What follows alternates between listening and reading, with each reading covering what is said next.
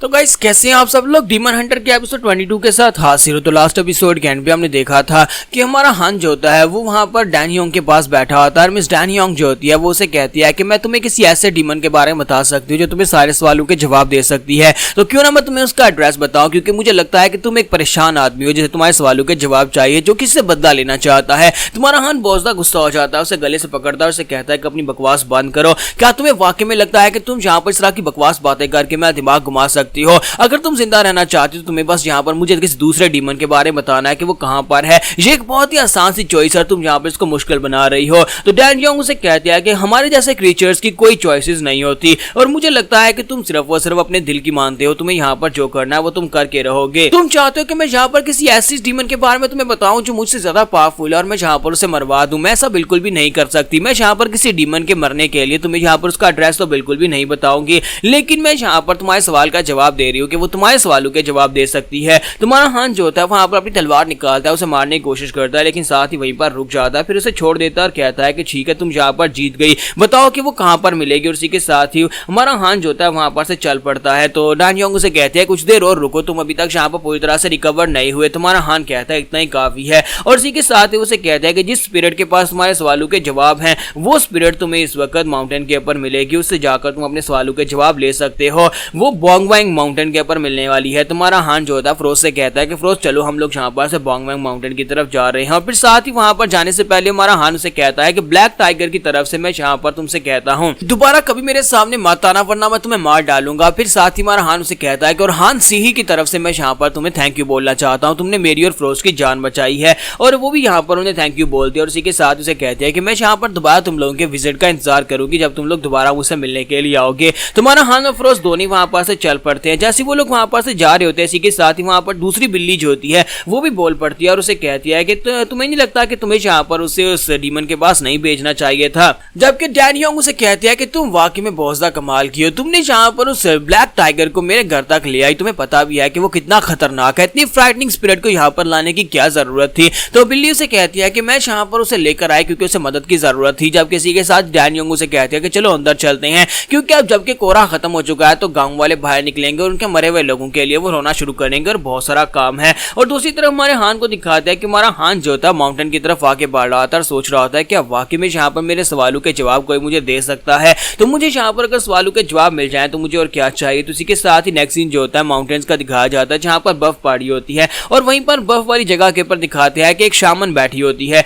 तो उस बर्फ के पहाड़ के बीचों बीच वो शामन बैठकर एक पत्थर के ऊपर बैठकर ध्यान लगा रही होती है। तो कैप्टन होंगशिंग वहां पर आता है और उसे कहता है कि मैडम शामन हमें आपसे एक बहुत ही जरूरी काम है। तो शामन उसे कहती है कि तुम यहाँ पर क्या कर रहे हो, मुझे डिस्टर्ब क्यों कर रहे हो। फिर साथ ही वो कहता है ओ कैप्टन होंगशिंग तुम यहाँ पर क्या कर रहे हो, तुम्हारा यहाँ पर क्या काम है, तुम्हें तो एक बहुत ही खास काम दिया गया था हिमोरी का पीछा करने का, क्या तुम्हें हिमोरी मिल गई है। तो वो कहता है कि हिमोरी का यहीं पर आ रही है, हमें पता चला है कि वो एक लड़के के साथ इसी माउंटेन की तरफ आगे बढ़ रही है, इसी माउंटेन की तरफ, तो इसी वजह से हम यहाँ पर आपसे मदद देने के लिए आए हैं।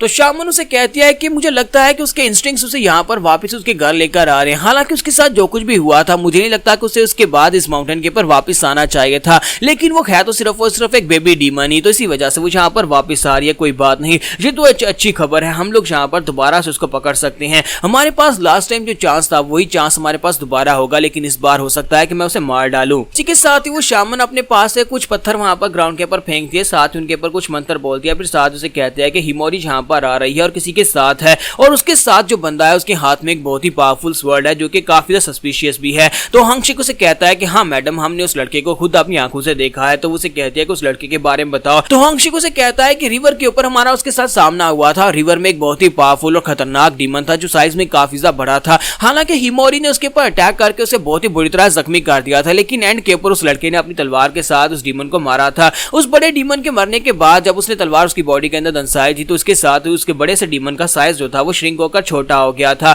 मुझे लगता है कि वो किसी किस्म की टेक्निक को यूज कर रहा था। तो शामन ने उसे कह दिया कि मुझे लगता है कि उसकी तलवार के अंदर कोई स्पेशल खासियत है, कोई ब्लैक मैजिक है कि जिससे वो यहाँ पर डीमंस की पावर को एब्जॉर्ब कर सकता है, लेकिन जब तक मैं यहाँ पर अपनी आंखों से नहीं देखूंगी मुझे इसके ऊपर विश्वास नहीं होगा। फिर साथ ही उसे कहता है कि तुमने कहा कि तुम्हारे एक साथी के साथ उसकी फाइट भी हुई थी। तो होंगशिंग उसे कहता है कि हाँ मेरे एक साथी की उसके साथ फाइट हुई थी। तो उसके साथ ही वो उसे पूछती है कि बताओ कि क्या उसे फाइट करते वक्त उसकी तलवार के अंदर से कुछ मैजिकल पावर्स निकली थी या कुछ स्पेशल स्पेशल हुआ था। तो वो कहता है कि नहीं, उसकी तलवार बिल्कुल एक नॉर्मल तलवार की तरह थी। जब वो हमारे साथी से फाइट कर रहा था तो अब हमारे सोल्जर से फाइट करते वक्त तो बुरी तरह से हार रहा था, लेकिन वहां पर उस डीमन को मारने के बाद उसका साइज क्यों छोटा हुआ था। तो शामी ने उसे कह दिया कि ये तो एक काम सी बात है कि जब यहाँ पर डीमंस को मारा जाता है तो डीमंस की बॉडीज जो होती हैं वो अपने ओरिजिनल साइज में आ जाती हैं। साथ ही उसे कहता है कि मेरी रीडिंग्स यहाँ पर मुझे बता रही है कि हमें उस लड़के से कोई भी खतरा नहीं है और ना ही उस लड़के के पास यहाँ पर कोई स्पेशल पावर्स हैं। वो लड़का बस उसका कोई कंपेनियन है जो उसे यहाँ तक छोड़ने के लिए आ रहा है। और इसी के साथ ही शामन उसे कहता है कि मेरी रीडिंग्स के मुताबिक मुझे लगता है कि माउंटेन तक पहुंचते पहुंचते वो दोनों एक दूसरे से अलग हो जाएंगे और जैसे वो दोनों अलग हो जाएंगे तभी तुम्हें उन दोनों को अलग अलग ही मारना होगा। लड़की को अलग और जहाँ पर लड़के को अलग मार डालेंगे। फिर साथ ही शामिन उसे कहते हैं कि मुझे लगता है कि हमारा काम हो गया, क्योंकि उन्होंने वहां पर माउंटेन के ऊपर एक जाल बिछाया होता है जहां पर एक डीमन को पकड़ने के लिए। तो ये वही डीमन होती है जिसके बारे में यहाँ पर उस डोंग ह्यांग ने बताया था और हमारे हान को उससे सवालों के जवाब मिलने वाले हैं। तो डोंगशिक उसे कहता है क्या चल रहा है। तो इसी के साथ ही हमारी शामिन उसे बताती है कि जहाँ पर हम लोग एक डीमन का शिकार कर रहे थे जो इस माउंटेन के ऊपर बहुत ही पावरफुल डीमन है, उस डीमन को पकड़ने के लिए हमने यहाँ पर जाल बिछाया था। तो इसी के साथ ही डोंगशिक अपने साथियों को सीढ़ी बजाता और कहता है कि सभी लोग आ जाओ, हमें यहाँ पर माउंटेन रिज की तरफ आगे बढ़ना है जहाँ पर मैडम हमें अपने साथ लेकर जाना चाहती हैं। तो शामन उसे कहते हैं कि तुम तो वाकई में यहाँ पर अपने साथ अपनी पूरी आर्मी को लेकर आए हो, मुझे लगाया था कि तुम यहाँ पर अकेले नहीं आओगे, तुम वाकई में पूरी तैयारी करके आए हो। तो वो कहता है कि मैडम मैं यहाँ पर हमेशा तैयारी में ही रहता हूँ, क्योंकि पिछली बार हमारा सामना जब उस हिमोरी के साथ हुआ था तब हम उसे पकड़ नहीं पाए थे। और इसी के साथ ही वो सोच रहा होता है कि ये शामन जो है इसका नाम जी-उल है और हमारी आर्मी में, हमारी इंपीरियल आर्मी में हमारे जो शामन्स हैं उनमें शामन्स की टॉप रैंकिंग में भी ये शामिल है। इसका मतलब यह है कि अगर मैं यहाँ पर इसका फेवर ले लेता हूँ तो फिर मुझे यहाँ पर काफी अच्छा फायदा हो सकता है। और इसी के साथ ही वो उसे कहता है कि बताएं कि अब हमें यहाँ पर क्या करना है। डोंगशिक जो होता है वो शामन से पूछता है कि मुझे एक बात तो बताएं कि यहाँ पर इन माउंटेन्स के ऊपर कौन सी पावरफुल स्पिरिट है जिसका आप शिकार कर रही हैं। तो इसी के साथ जी-उल उससे पूछता है कि तुम बताओ कि तुम्हें क्या लगता है कि माउंटेन्स के ऊपर सबसे स्ट्रॉन्गेस्ट स्पिरिट कौन सी होनी चाहिए। तो डोंगशिक उसे कहता है कि मुझे लगता है कोई टाइगर हो सकता है या फिर कोई ड्रैगन हो सकता है। तो शामन उसे कहता है कि सभी लोग यही सोचते हैं कि एक स्पिरिट के लिए सबसे ज्यादा पावरफुल होने के लिए उसके ड्रैगन या फिर उसका टाइगर होना चाहिए, तभी वो यहाँ पर सबसे पावरफुल हो सकती है। लेकिन मैं तुम्हें बताऊं कि एक स्पिरिट का साइज मैटर नहीं करता। एक डीमन जो होता है वो तभी यहाँ पर पावरफुल होता है जब उसका दिमाग पावरफुल होता है। और इसी के साथ ही उसे कहते हैं कि लो हम लोग यहाँ पर पहुंच गए हैं। तो वहाँ पर एक डीमन लड़की होती है जिसका पाँव जो होता है वो शिकंजे में फंस चुका होता है और उसके सर के ऊपर सींग भी देखे जा रहे होते हैं। और मुझे तो ये देखने से एक रेंडियर ही लग रही होती है, यानी कि ये यहाँ पर एक डियर की तरह लग रही होती है। तो उसी के साथ ही वहाँ पर पहुंचने के बाद से कहती है तो नुन्नुरू, तो फाइनली हमने यहाँ पर तुम्हें पकड़ ही लिया। तो नोनूरू से कहती है कि आखिर तुम मेरे साथ ये सब कुछ क्यों कर रही हो, तुम्हें पता है कि मैंने कभी किसी इंसान को नुकसान नहीं पहुंचाया। तो शामन जी-उल से कहती है कि मुझे ये सब कुछ कैसे पता होगा, मुझे तो बस यहाँ पर ऑर्डर्स मिले थे कि तुम्हें पकड़ना है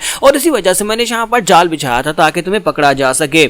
तो नोनोरू से कहते हैं कि ऐसा कैसे हो सकता है, तुम्हें देखकर ही पता चल रहा है कि तुम यहाँ पर टॉप 10 शामन्स में से एक हो और तुम यहाँ पर सिचुएशन के हिसाब से अपने फैसले खुद ले सकती हो। इसका मतलब यह है कि तुमने यहाँ पर अगर मुझे पकड़ा है तो तुम यहाँ पर खुद से मुझे छोड़ भी सकती हो, लेकिन तुम मुझे छोड़ोगी नहीं। तो नोनोरू से कहते हैं कि ये बात तुम भी अच्छी तरह से जानती हो कि यहाँ पर इस माउंटेन के ऊपर सबसे स्ट्रॉन्गेस्ट मैं हूँ। अगर मैं यहाँ पर से चली जाती हूँ, मैं इस माउंटेन को छोड़कर चली जाती हूँ, तो फिर इसके बाद यहाँ पर इस माउंटेन के ऊपर जो तबाही मचेगी उसे कोई कंट्रोल नहीं कर पाएगा। तो यहाँ पर हम लोग अपनी एपिसोड 22 का एंड करेंगे और नेक्स्ट एपिसोड में हम लोग देखेंगे कि हमारा हान और फ्रोस्ट वो दोनों भी यहाँ पर इसी माउंटेन की तरफ ही आगे बढ़ रहे हैं। तो क्या उन लोगों का सामना भी यहाँ पर इस शामन जी-उल के साथ होने वाला है।